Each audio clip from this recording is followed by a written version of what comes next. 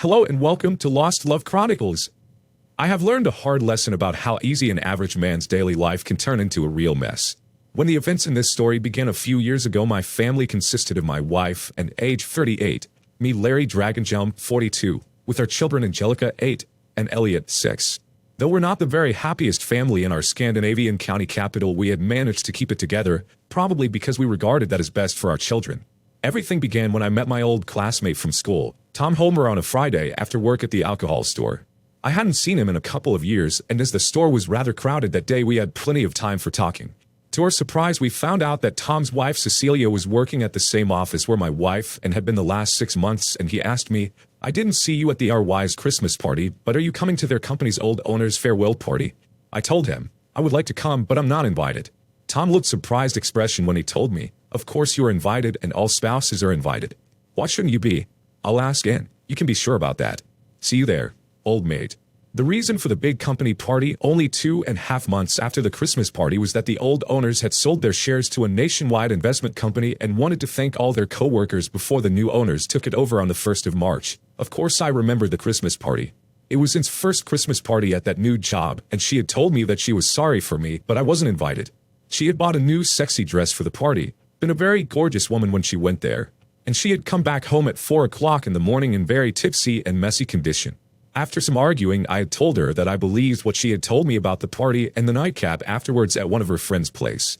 She cried and promised me that nothing at all had happened between her and any man. Of course, I had my serious doubts about her story, but what could I do without any evidence?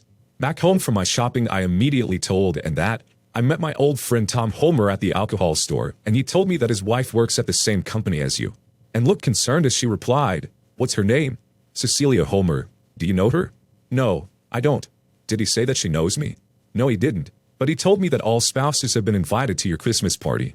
"Who in the hell pretended to be your spouse at that damn party, and where did you spend that night?" She was pale when she replied, "I have told you several times that I thought that spouses were not invited. I was new there and didn't understand the invitation." "So you are the only idiot at the company who can't understand a simple invitation, are you? I promise to trace that a-hole who screwed you after the party, and you can be sure that I'll make him regret his birth when I find him." She began to cry and sobbed. "I've told you many times that we were at least 12, 15 people at somebody's house. Only a few drinks and little dancing. No reason for you to be mad and jealous."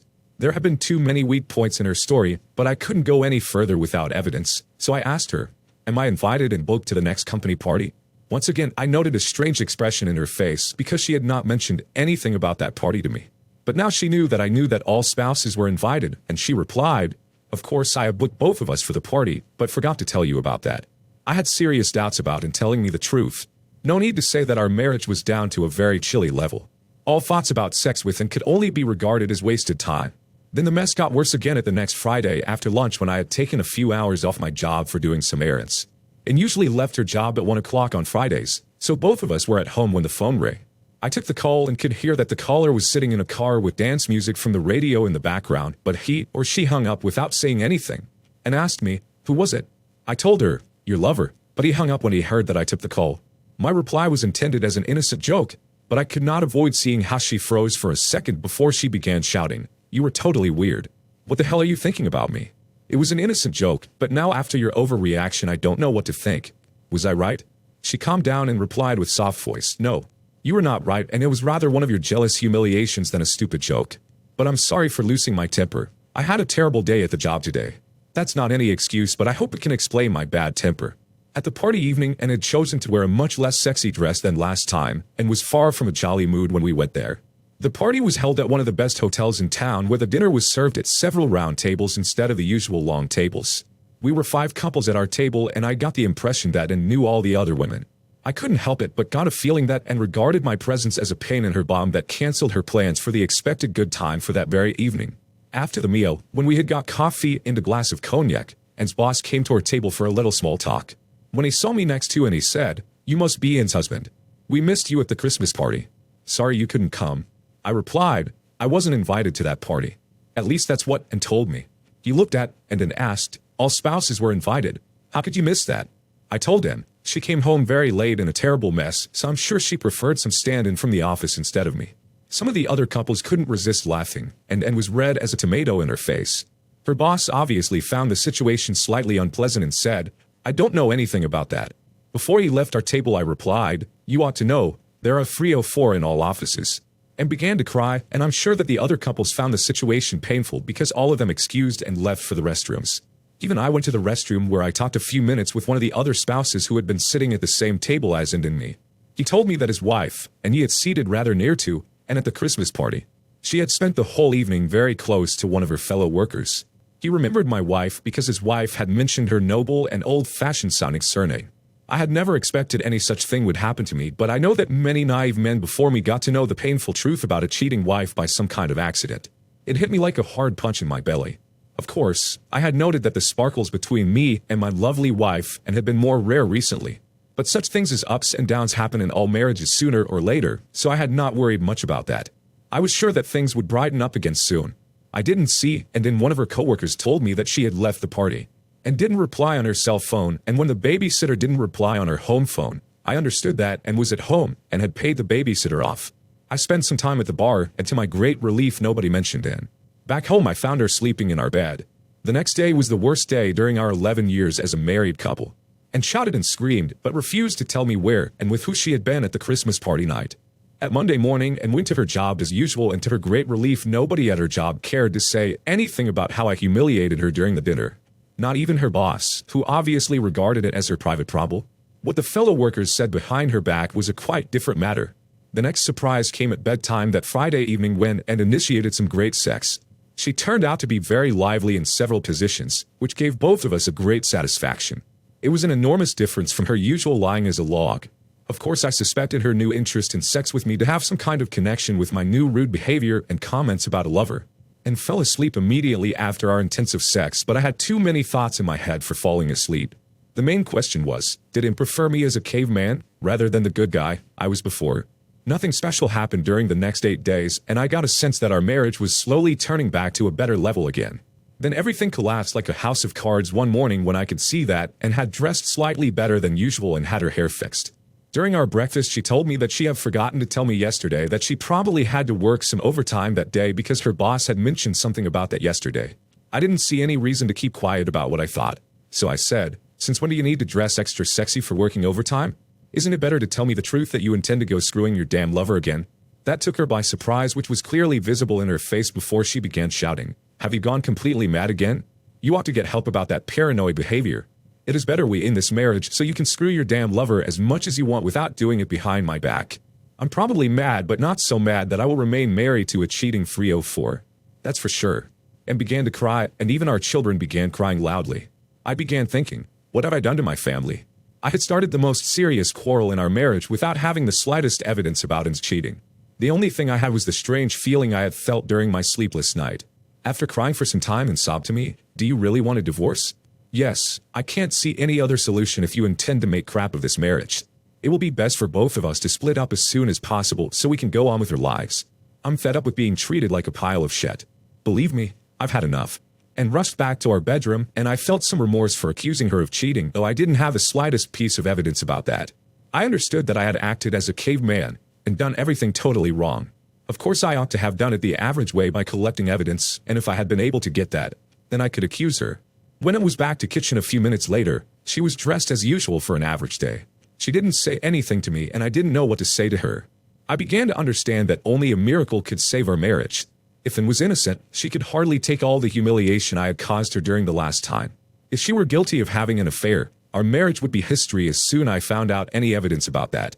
Back home at the evening, she told me a story that she had told her boss that I had refused her to work overtime, and he had accepted that because he knew me from the party. I ought to have called her boss, but didn't do that. To my great pleasure, I got unexpected help from the new owners who had taken over the company where Anne worked. Their IT experts had made a secret investigation of the use of computers at the office and found out the average time used for all kinds of private matters was as high as 52 minutes per day for each employee at the office. The worst one had been online 16 hours during the week that was investigated.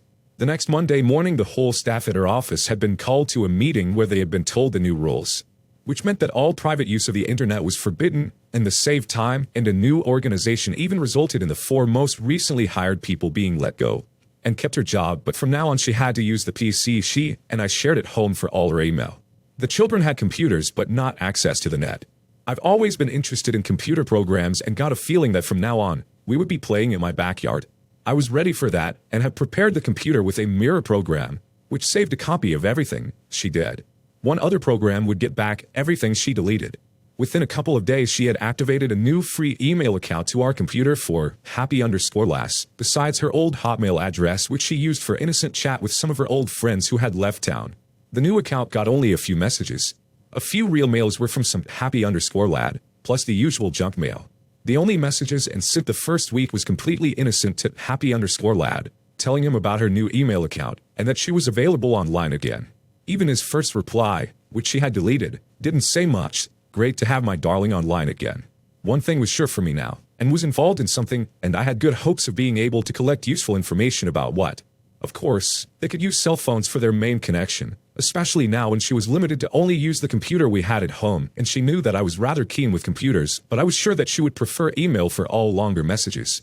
I decided that and would never get any 50% of our assets if she caused our divorce as a result of her cheating. I had worked hard to gain a fair standard for my family, and no lover boy would ever get anything of that. Therefore, I began slowly working on the plan I had decided to use for saving my money. As the sole owner of our house, I could take a big loan for investments without any need for and to sign the papers. To my great surprise, the bank agreed to give me all I wanted. The next day I told and that I had to go to Italy for some final negotiations about purchasing a new machine for my job. She had no objections or questions because I had done such trips before. The next day, I went to a local travel agency and bought a cheap airline ticket to Malaga in Spain, and even had them to book a hotel room at the small British territory Gibraltar, a rock that controls the traffic between Atlantic Ocean and Mediterranean Sea. Gibraltar is the most famous money laundry in Europe.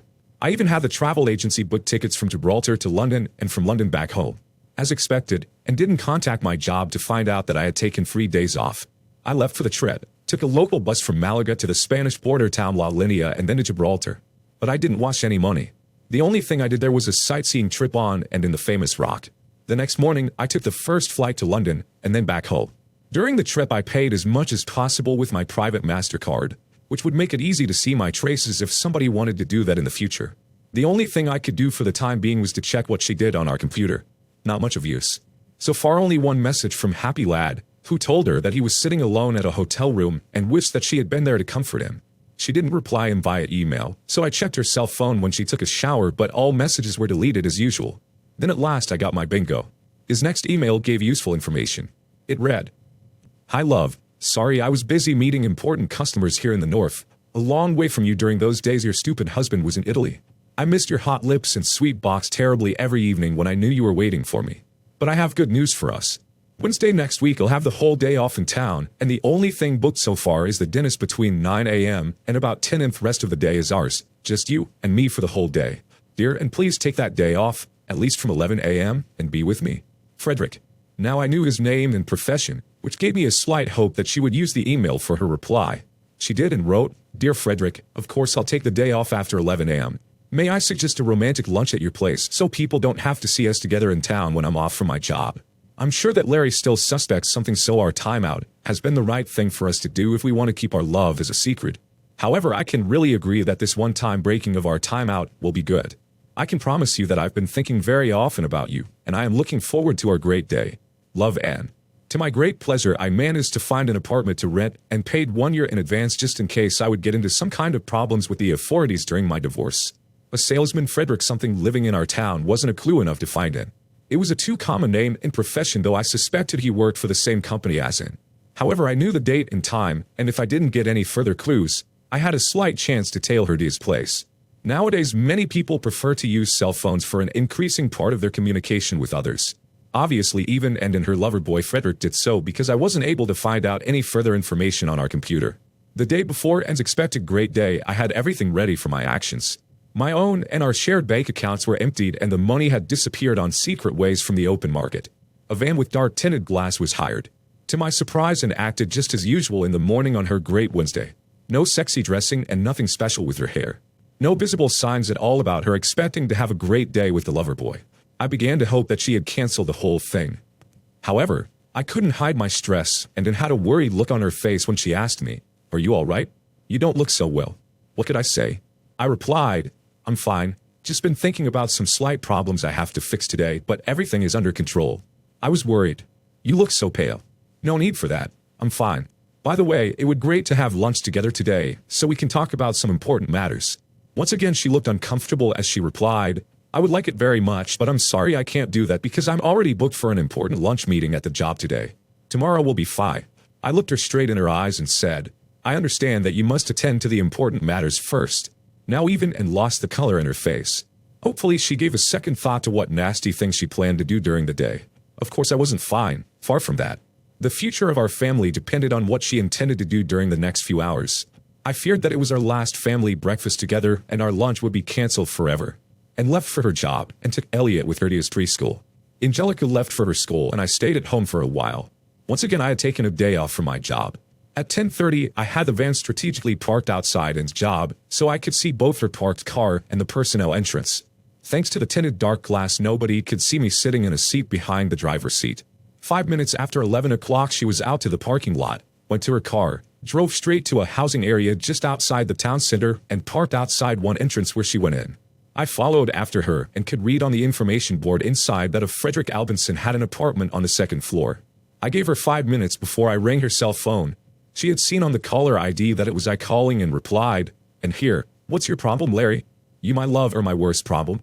She sounded surprised when she replied, me. Have you gone insane? No, my darling, but I have found your lover boy is at home now, and you were supposed to be there with him. I'm on my way to beat the crap out of him. Get dressed and move your bum out from his apartment before I get there. She sounded worried but said, what are you dreaming about? Of course I'm at my job.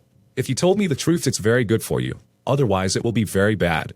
I ended the call and now I was standing outside Frederick's door with a sledgehammer and a black garbage bag. Just as I had expected, about 1 minute later a man in his mid-30s opened the door. I was ready with my right fist and hit him hard in his face. That took him by surprise and he fell back into his apartment again. Pale and shocked and was standing behind him. I told her, damn 304, get out of here. Now at once. Before she reacted in any way, I had pushed her out of the apartment and locked the door behind her. Now alone with Frederick I attacked him with hard hits with both my fists until he fell down on the floor. Under different circumstances I'm sure that this younger man in good shape would have won over me, but now he was taken by surprise, which together with my wrath for my lost marriage gave me such advantages that hitting and kicking the crap out of him was an easy match. When he was lying still on the floor, I took my sledgehammer and destroyed everything of value in his small, simply furnished one-room apartment. It was clear to me that this apartment wasn't his real home, so I took Frederick's cell phone and some papers with his home address and personal information from his briefcase, and was still standing outside the door, ringing the doorbell and screaming, don't kill him, don't kill him. I opened the door and dragged Anne back to the apartment again and told her, cheating which he is yours now, screw him as much as you want. I don't care a shit about you two any longer. She got a shock again when she saw what I had done to Frederick and his apartment. She began to sob, please let me explain, please listen to me, Larry. I told her to shut up, and went out to the van where I could read in Frederick's papers that he was working as a salesman for the same company as, and but living with his family near the national capital. That explained his small apartment in our town. Frederick had destroyed my marriage as the Bible says, eye for eye, tooth for tooth. I had only one thing to do. First I ran to his parents and asked them to take care of our kids when after their school because I had to work overtime and then had got some personal problems. They promised to do that. Then I switched off my cell phone and went away for a 2-day leisure trip with the rented van. I regret to say that I can't tell you anything about it in this story because I know that this forum has a large number of readers in Scandinavia, probably even those who are investigating my doings. Innocent people would get into trouble if I said something. Back in my hometown 2 days later, I switched on the phone again and could read and listen to many messages from him. My only reply to her was a text message, and I have filed for divorce, and that is my final decision about our marriage. After that, I spent the rest of the day moving my clothes and other personal things from my house to my new apartment. I left copies of the divorce papers on the kitchen table, and in Frederick's affair had obviously lasted several months. If it had only been a one-time drunken fling after the Christmas party, there had maybe been a slight chance to forgive them. Or if what I told her during our last family breakfast had got her to cancel her date with him, it would have saved Frederick from my severe beating. The next day I went to my job as usual and was a bit surprised because Anne didn't call me. My only call regarding Frederick came from the police. They wanted to talk with me, and as both they and I had a lot to do, we booked a time 3 weeks forward. After lunch I rang Anne's mother, who told me that the children were at her place for a few days, and had told her that she had no objections about the divorce. 3 days later Anne rang and was totally mad about the fact that our net worth was down to zero. She screamed about getting me sued for that and for destroying Frederick's home. I told her that lost money could be replaced, but our lost love and crushed family was a much worse matter because it would never be replaced again. and wasn't satisfied with that reply. 3 weeks later, my lawyer and I went to the police, and it ended up to be a polite small talk, and the lawyer had no objections to anything said there. The police accused me of beating Frederick so badly that he hadn't been able to work in 2 weeks and destroyed both his apartment and his house. I denied everything except to have used self-defense when my wife's angry and desperate lover attacked me when I had interrupted their date. I got the impression that the policeman did his job, but he did not put in any extra effort to nail me. Obviously, he had no sympathy for a cheating wife and her lover. I didn't care very much because if I were found guilty and sentenced to pay Frederick, it would not give him any money. The sentence would only be a document for his legal right to demand me to pay him. But if I didn't have any money, it would be his problem, not anything the legal system would care about. To my great surprise, and rang me and suggested a meeting about our children at a restaurant. I went there, and we were able to keep the meeting with civil behavior, and surprised me with a confession about her affair with Frederick, which had begun only a few weeks after she began her new job. During a reorganization of the sales department, Anna had assisted Frederick as secretary for him, and there had almost immediately grown a tension between them. A lunch in his small apartment had ended up in his bed. They had continued with quickies now and then, but the chances for that were rather few because Frederick made only a few stops at the main office. When Frederick's wife could not attend the Christmas party, he had seen it as a great opportunity to have almost the entire night together, and said that she had serious doubts but agreed to it after a while, which she said was the most stupid mistake in her whole life, and told me that though she had an affair with Frederick, the family and I had always been her first choice. She had never reduced her love for me, not even when I had begun accusing her of cheating, and said that they had planned to end the affair the day that I had beaten the crap out of Frederick. She had already planned how to reward me when she was a faithful wife again. She told me that as his wife had dumped Frederick, they planned to be living together, but she would immediately dump him if I promised to give her a new chance. I said, sorry, but it hurt too much. Then we agreed that she would have the main custody, but the children would be free to see me as often they wanted. After some hesitation, she asked me about the money, and I noted tears in her eyes when I told her that I had lost everything in stupid speculations, and that was her price for getting rid of me.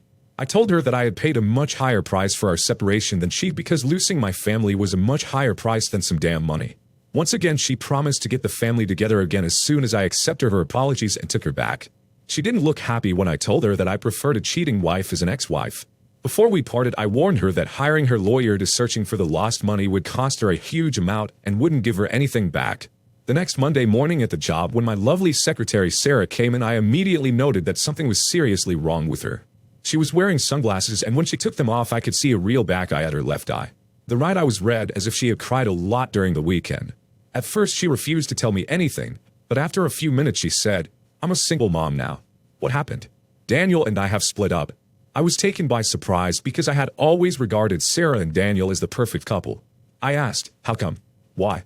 Because to be hit once by the husband is a terrible experience that can be forgiven as a mistake, but when it happens again the second time, it is a bad habit, too bad to be accepted or forgiven.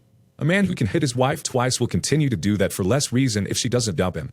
Daniel hit me for the second time, and I will divorce him. I've always regarded him as a good guy and thought you two were the perfect couple. Why has he turned into such lunatic? Because he is jealous. The first time he hit me was when I danced a hot tango with a nice South American guy at a wedding. He was a damn good dancer, but it was only an innocent tango that turned Daniel so mad that he hit me. No other man had any objections or cared when that handsome guy danced with their spouses. I forgave Daniel after a while, but told him that next time is the last time, and he promised that he would never do it again. But he did, and we will be divorced. Why did he hit you this time? Because it is my fault that, and then you have split up. I didn't understand anything at all and asked her, how can it be your fault that and screwed that damn Frederick? That's far more than I can understand. She did it because you and I had an affair. I was so surprised that I shouted, you and I had what? An affair? You and me having an affair? Why don't you tell me when and what we used to? How can I be involved in this affair and don't know anything? No, you are not the only one. Neither of us knew anything about that screwing though you, and I ought to have been the first to. I could hardly believe that a good guy as Daniel had turned into such madman and caused his lovely, beautiful wife to divorce him. Of course, I had admired Sarah as long as I had known her, but I had never harassed her with any sexy comments or suggestions, though I knew that I had preferred Sarah before and if given the choice. What could I say? I asked her, why didn't he ask me? I have never cheated on, and know I got many temptations during the years. Of course, I can't deny that I sometimes envy David for being married to the dream girl, but innocent dream and nasty action are two different matters. Where did he get such stupid and wrong rumors from, and why did he believe that crap without trying to find out the truth? Some of David's friends had heard rumors and told him, rumors? Why didn't he ask you and me? How can he be so incredibly silly? That sounds insane. He asked with his fist. Incredible. She tried to laugh and asked, now when your dream girl is a single, your place or mine? Mine will be fine. Deal. After 1 hour she quietly asked me, are you still serious about our date? I gave her my best smile and replied, I don't intend to run away because what you offered me today only happens once in the lifetime. Are you sure that I offered you anything? No, and I don't demand anything, but a date is a date. Okay, the date will be a date. Though we joked about our new single lives, both of us knew that it was a day when our lives could change in many ways. The tension increased the whole time, and she took the day off after lunch. After work, I did some shopping before I went to my apartment and didn't expect her to come, but at 6 o'clock she rang my doorbell with a small overnight bag in her hand. Sarah said, just in case that you were serious about our date. I am. It had been a terrible day for her with a meeting with her lawyer. I suggested that she rest while I fixed dinner. After the dinner I comforted her while we were sitting in the sofa and talking about our crushed marriages. She asked me several times if I would take him back, and I told her every time that it was out of question. We went to bed early, but I didn't make any attempts about sex during that evening. To my surprise, she slept well and felt slightly better in the morning. The next weekend we rented a minibus, and on Saturday we went to the nearest zoo together with her 2 children and my 2 children. To our great pleasure, everything went much better than we had expected. Now we knew that we could move together as a family. At Sunday evening, when Sarah had left her kids at her parents' home, and I left mine with, and we had a romantic dinner at one of the best restaurants in town. Back in my apartment, we began an intensive kissing as soon as we had closed the door. Then we undressed each other as fast as we could before we fell to the bed. As she didn't make any attempts to stop it, and we let it go the whole way. After some resting, we continued with tender lovemaking in different positions. Sarah told me she was happy because our first sex had been good, very good indeed.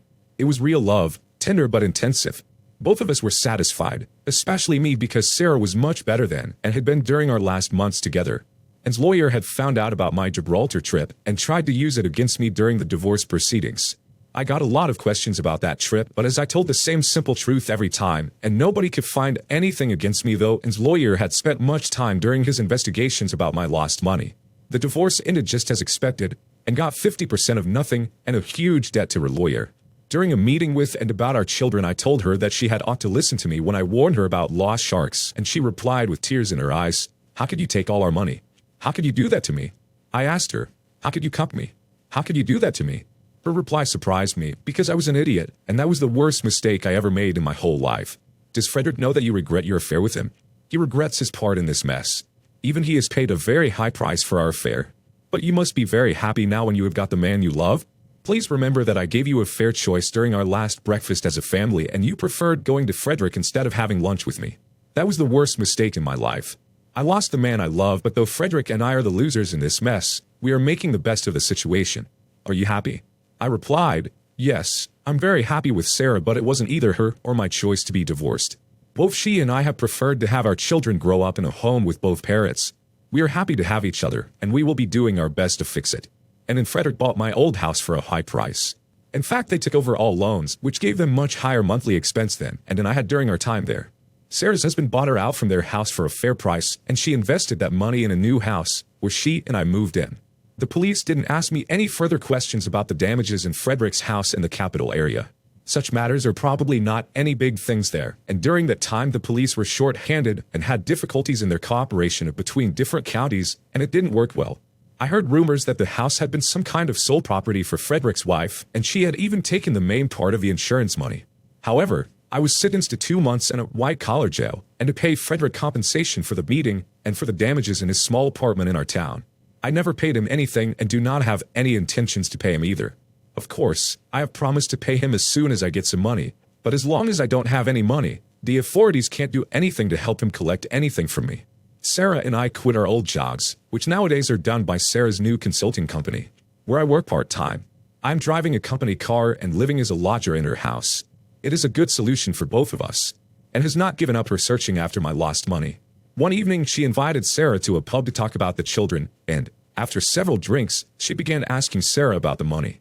But Sarah could only tell her the truth, that she neither knew about any money nor gave a shit about any damn money because I myself was the best bargain she ever got in her whole life. Sarah and I have always worked well together, and now we have even created a very good family relation with much fun together and very good sex. My children like Sarah and her children like me. Things went fine until even I heard the rumors about David bragging in town about winning Sarah back to him.